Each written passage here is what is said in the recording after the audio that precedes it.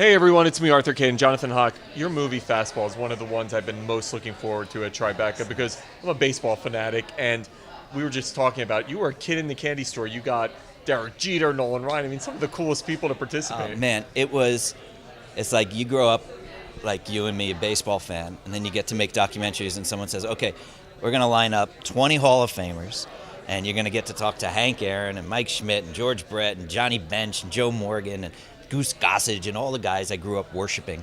And the best thing about it is you meet these guys and you start talking about the fastball, and they're like your best buddy. They're like the conversation becomes so great. They're just so into it. And it's like, wow, it's a filmmaker's dream to be able to work on a film like this. How does this all come about? How do you decide, A, that this is a documentary you want to make? Because it's incredible how you break the minutia down of the fastball. I mean, that split second that the ball leaves the pitcher's hand to the glove is everything. And then how do you get these guys to participate?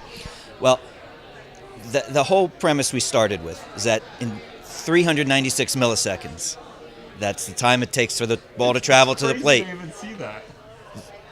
All the drama of human competition takes place in that tiny, less than a blink of an eye.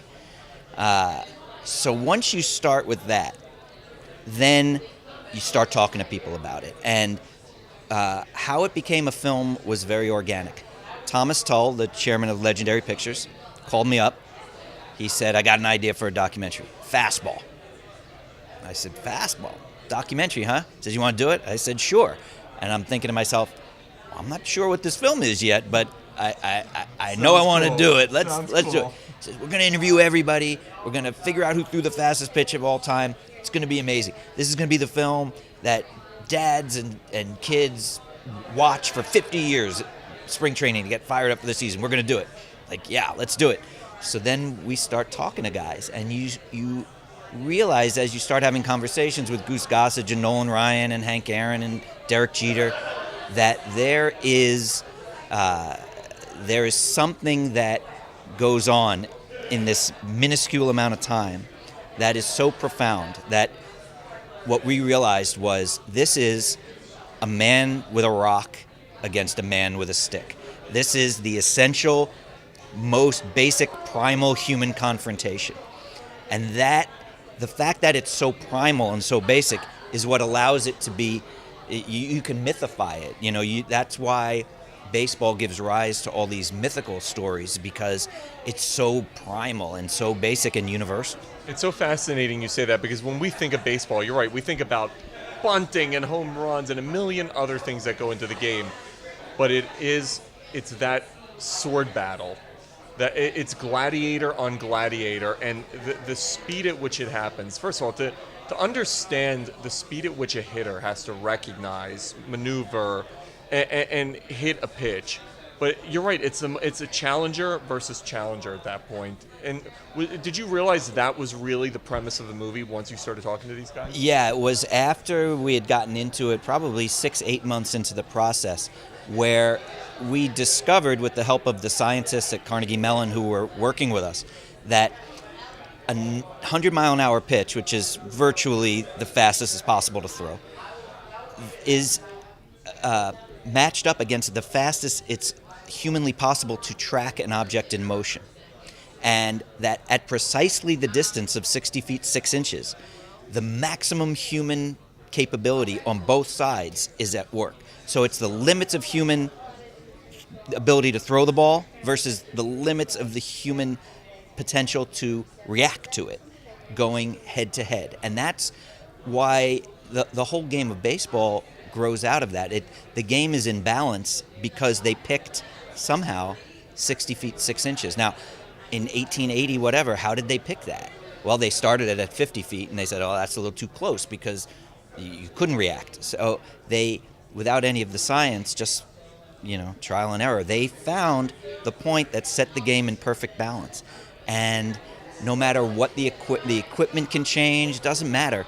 It's that raw man on man at the limits of human performance. And I think that's why you look at a baseball game, you walk in the park and you see some kids playing, you've got to look and see how that kid is bringing it, and can that kid throw it past the other kid. It's just something so basic and satisfying.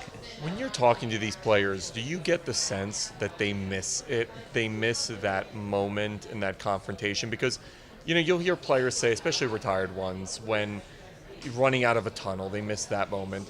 But I suspect that the moment they miss the most is that gladiator moment. Did you get that sense?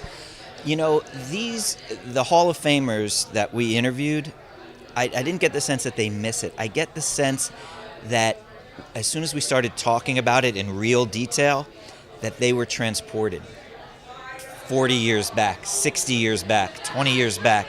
With Derek Jeter, it was 1 year back. Right. But they entered this state that was so sort of pure and almost childlike in its, I guess, innocent, that they were just completely enraptured at what they were capable of doing, and even more so what their opponents were capable of doing. It's so cool that these Hall of Famers, when they talk about it, they remember their opponents with such fondness and admiration. Goose Gossage and George Brett, who were the ultimate showdown, the greatest fastball pitcher of his generation and the greatest fastball hitter of his generation, if not ever.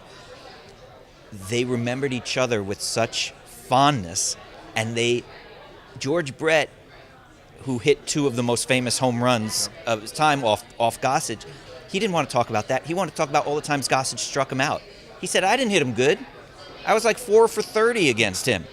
That boy could throw. And he just wanted to talk about how scary it was to stand in there against Goose Gossage. And that's so cool, that these guys who... That not just the gladiators, but the ultimate gladiators, that the appreciation they have for one another, and it makes you feel good about loving the game. It makes you feel good about being a fan, and if this film Fastball can be that experience for fans to sit down and watch this film for 85 minutes and remember why we love the game so much. I had been the biggest baseball fan as a kid growing up. I'd sort of retreated from the game in the last few years. And then when I started making the film, I fell so head over heels in love with the game again. And I just hope everybody who watches the film will do that.